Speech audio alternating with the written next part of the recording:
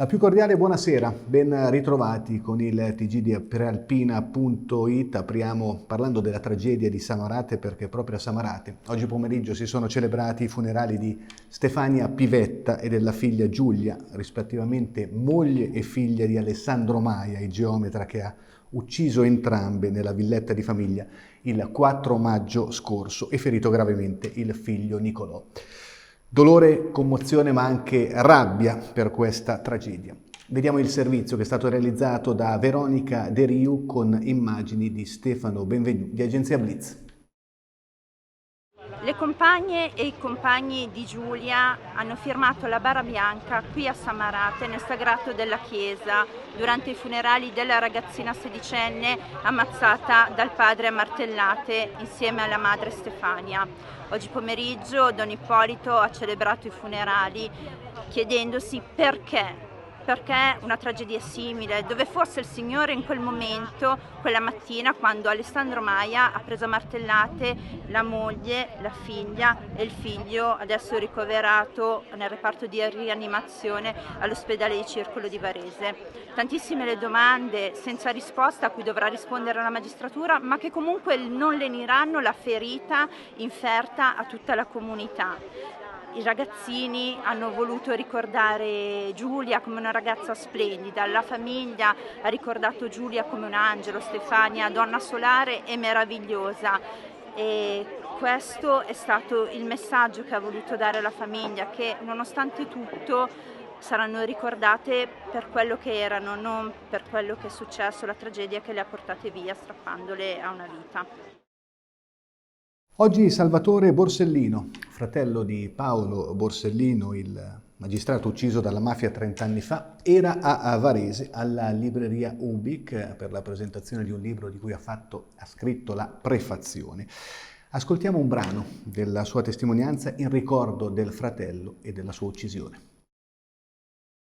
Sono 30 anni dalle stragi di mafia di cui rimase anche vittima suo fratello Paolo. Qual è il suo ultimo ricordo di Paolo?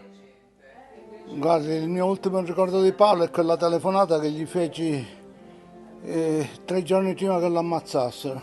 Tutti sapevamo quello che sarebbe successo e lui per primo, e io quella volta gli telefonai, io vivo lontano da Palermo, e quella volta gli telefonai e gli dissi: Paolo, per carità, vieni via da quella città, gli dissi, vieni via, fatti trasferire a Torino, a Firenze, a Milano, dovunque vuoi, ma vieni via da quella città perché se resti lì ti ammazzano. Così gli dissi.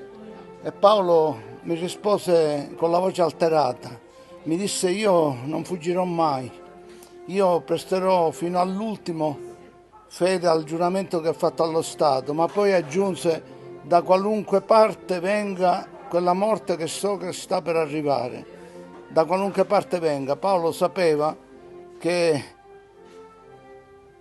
sarebbe stata la mafia a ucciderlo. Questi che hanno voluto la sua morte non sono mafiosi, sono pezzi deviati dello Stato.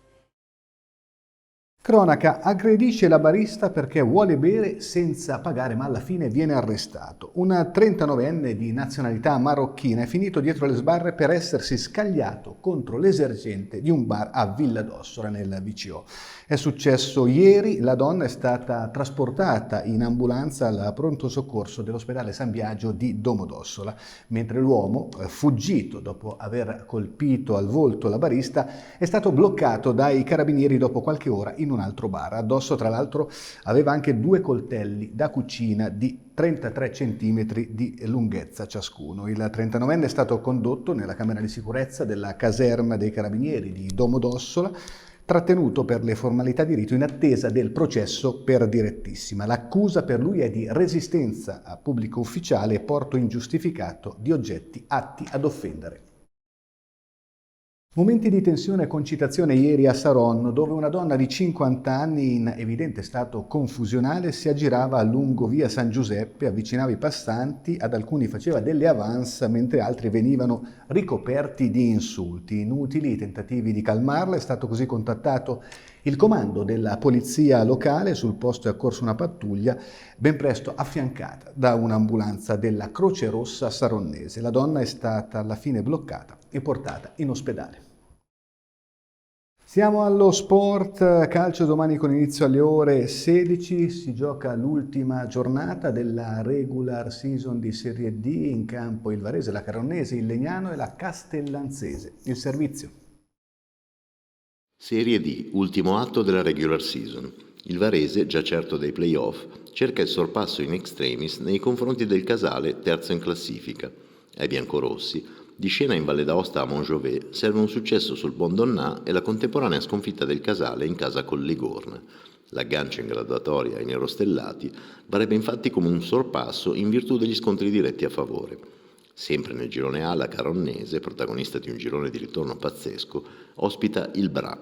Una vittoria abbinata al KO del Dertona sul campo del già promosso Novara consentirebbe ai rossoblù una clamorosa qualificazione ai play-off. Nel girone B, il Legnano riceve la Real Calepina, che cerca punti salvezza. Ai Lilla, secondi, basta un punto per garantirsi play-off indipendentemente dai risultati delle altre squadre ammucchiate alle loro spalle. La Castellanzese, già salva, chiude in casa col Caravaggio. Bene, tutto, grazie per essere stati con noi, appuntamento a domani con il TG domenicale delle 19. Buona serata.